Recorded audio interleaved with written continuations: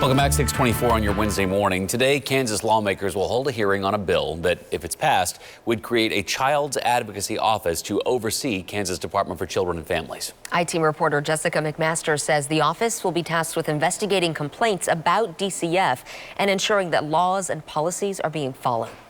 Not every kid has an advocate, but every kid deserves it. It's a bill Kansas Representative Jared Owsley's been working for years, hoping to create an Office of the Child Advocate, an agency independent of Kansas Department for Children and Families to ensure DCF is doing its job. It just makes sense to have somebody outside of the agency looking after the complaint department. Owsley began working the bill after the I-Team exposed multiple cases where kids died from abuse, even though DCF was made aware the kids were in danger. Signs of child abuse. The conversation started in 2018. It's another set of eyes on these kids, and we need that. Judy Conway's grandson, 7-year-old Adrian Jones, died from abuse in Wyandotte County.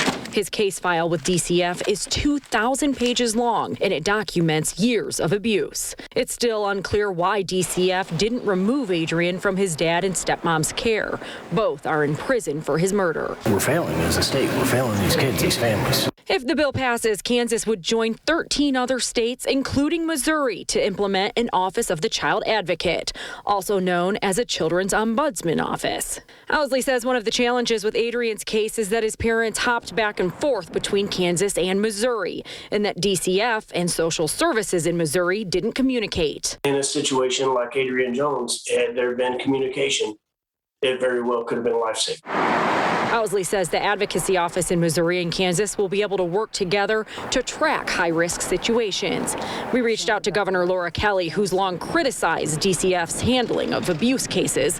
While she didn't respond for a comment, when we spoke with her in 2018, she agreed there needed to be more oversight. I think an ombudsman needs to be in there. Owsley says the bill is getting bipartisan support. Child welfare is no place for partisanship. These kids don't have a party affiliation, and they're relying. While the Office of the Child Advocate can intervene and launch its own investigations, including those into DCF, it's not a disciplinary office, though it can make suggestions and also implement policy changes. For the I-Team, I'm Jessica McMaster, 41 Action News.